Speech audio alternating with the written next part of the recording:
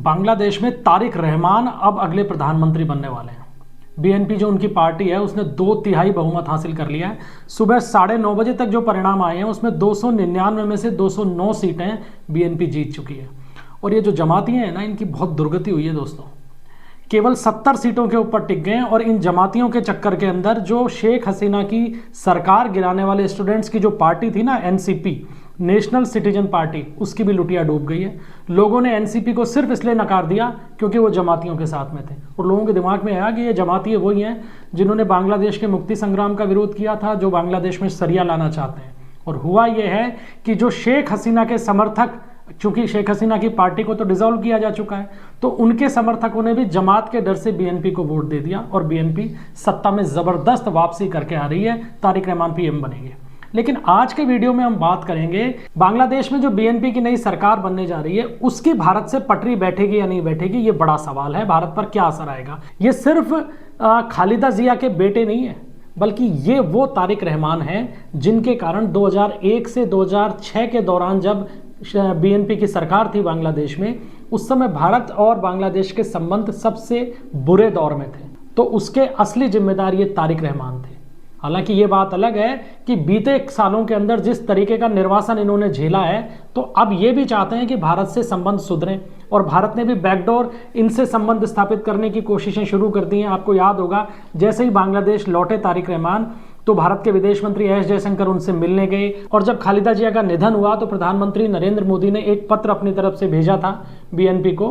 तो कुल मिलाकर भारत ने भी संबंध सुधारने की कोशिशें तो शुरू कर दी हैं। लेकिन सबसे पहले आप इस बात को देखिए कि जब 2001 से 2006 तक बीएनपी की सरकार थी, उस समय भारत के साथ संबंध आखिर बांग्लादेश के बिगड़े क्यों। 5 बड़े पॉइंट्स के अंदर आपको इस चीज को समझाते हैं। दरअसल बीएनपी की जो पिछली सरकार रही, यानी बांग्लादेश में जब सत्ता में रही बीएनपी, तो भारत का जो पूरा नॉर्थ ईस्ट का इलाका है उसको अस्थिर करने के प्रयास किए गए। उसके अंदर जितने भी इंसर्जेंट ग्रुप्स थे उनके शेल्टर और सपोर्ट का काम बांग्लादेश करता था। बांग्लादेश के अंदर उन्होंने कैंप बना रखे थे, वो भारत में आते थे, आतंकी गतिविधियों को अंजाम देते और वापस बांग्लादेश भाग जाते थे। यानी बांग्लादेश उनके लिए एक सेफ हेवन बना हुआ था।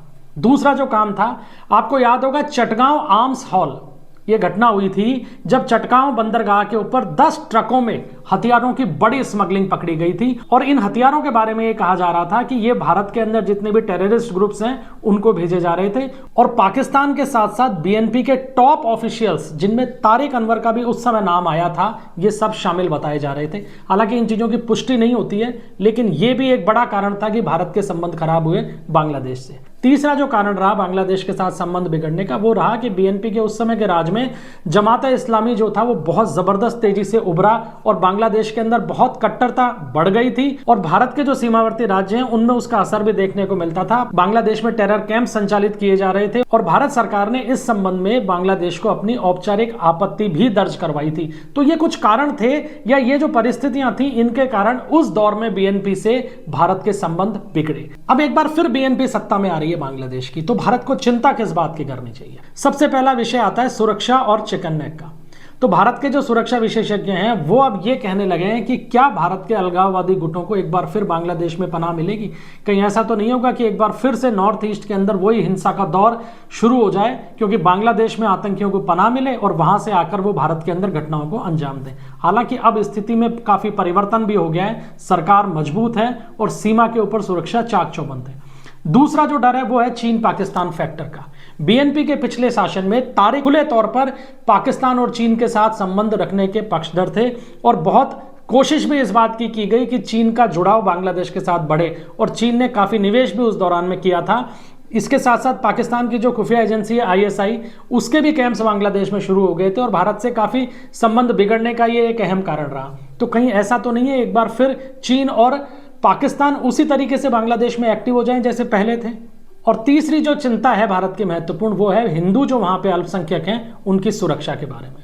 आपने देखा होगा पिछले 2-3 महीनों के अंदर, या हम यूं कहें कि जब से शेख हसीना को अपदस्थ किया गया है, बांग्लादेश में अल्पसंख्यकों के ऊपर हमले जबरदस्त तरीके से हुए और जमात इस्लामी के कार्यकर्ता इसमें बड़े तौर पर शामिल रहे। तो फिर क्या इस स्थिति के अंदर चुनाव के बाद में बढ़ोतरी होगी, ये भारत की एक बड़ी चिंता है।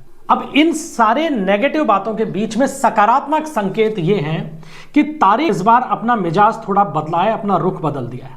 उन्होंने ये कहा है कि हम किसी एक देश के ऊपर निर्भर नहीं रहेंगे, हम सभी से सद्भाव के तहत और सामंजस्य बना के काम करेंगे। इसके अलावा अल्पसंख्यकों की सुरक्षा बीएनपी की प्राथमिकता में होगी।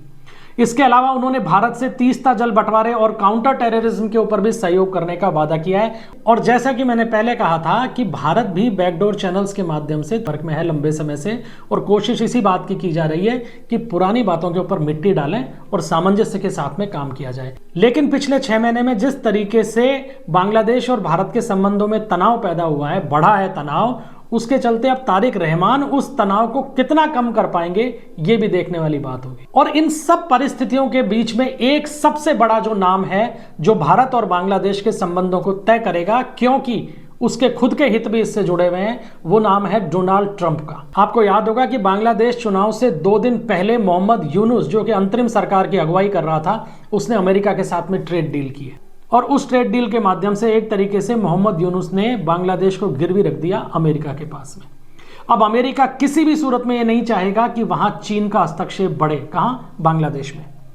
जबकि वहां का लोकल माहौल जो है वो चीन के पक्ष के अंदर है। जो जमात इस्लामी है उसको ट्रंप का समर्थन था। अमेरिका का डीप स्टेट ये चाह रहा था कि जमात इस्लामी की सरकार बने, लेकिन ऐसा हुआ नहीं है। तारिक रहमान की बीएनपी सत्ता के अंदर आ गई है। और अब चीन की जो बढ़ती महत्वाकांक्षा है बांग्लादेश में, उसको काउंटर करने का काम अब अमेरिका और डोनाल्ड ट्रंप करेंगे, क्योंकि ट्रंप ये जानते हैं कि चीन की घुसपैठ अगर बांग्लादेश के अंदर बढ़ती है तो वो सीधे तौर पे अमेरिकी हितों को नुकसान देगी। और अमेरिका जितना चीन को दबाने का प्रयास करेगा बांग्लादेश में, तो वो भारत के तो हित में ही है, क्योंकि भारत की तमाम चिंताएं इस बात को लेकर ही है कि बांग्लादेश के अंदर पाकिस्तान और चीन का हस्तक्षेप बढ़ रहा है। लेकिन अगर डोनाल्ड ट्रंप चीन के हस्तक्षेप को काउंटर कर पाते हैं तो भारत को ये बड़ा फायदा होगा। तो कुल मिलाकर बांग्लादेश में बीएनपी की जो जीत है, इससे दक्षिण एशिया की पूरी जियोपॉलिटिक्स बदलने वाली है। भारत के लिए एक ये रीसेट का मौका है, ताकि भारत बीएनपी और तारिक रहमान के साथ में संबंध सुधार ले, क्योंकि रहमान भी ये चाहते हैं कि भारत के साथ संबंध सुधरें, लिहाजा दोनों अपने संबंधों को रीसेट कर सकते हैं। लेकिन भारत के लिए चुनौती इस रूप के अंदर है कि बीएनपी जो पार्टी है वो सामान्य रूप से भारत के विरोध में रहने वाली पार्टी है। शेख हसीना भारत में रहती हैं, लिहाजा उनको लेकर भी अब विवाद बढ़ सकता है। और भारत के सामने चुनौती के रूप में ये बड़ा सवाल खड़ा रहेगा कि सरकार इन सब चीज़ों से कैसे निपटती है। भारत को बहुत सावधानी से और बहुत स्मार्ट डिप्लोमेसी के साथ में आगे बढ़ना पड़ेगा, क्योंकि इसके अलावा कोई रास्ता भी नहीं है। अब आपको क्या लगता है, क्या तारिक रहमान के नेतृत्व में भारत और बांग्लादेश के रिश्ते एक बार फिर पटरी पे आएंगे, या फिर पुरानी दूरियां और बढ़ जाएंगी? कमेंट्स में अपनी राय जरूर दीजिएगा। और अगर वीडियो पसंद आया हो तो इसे लाइक कीजिएगा, शेयर कीजिएगा और चैनल को सब्सक्राइब जरूर कीजिएगा। मिलते हैं अगले वीडियो में किसी नए मुद्दे के साथ। तब तक के लिए इजाजत दीजिए। जय हिंद, जय भारत।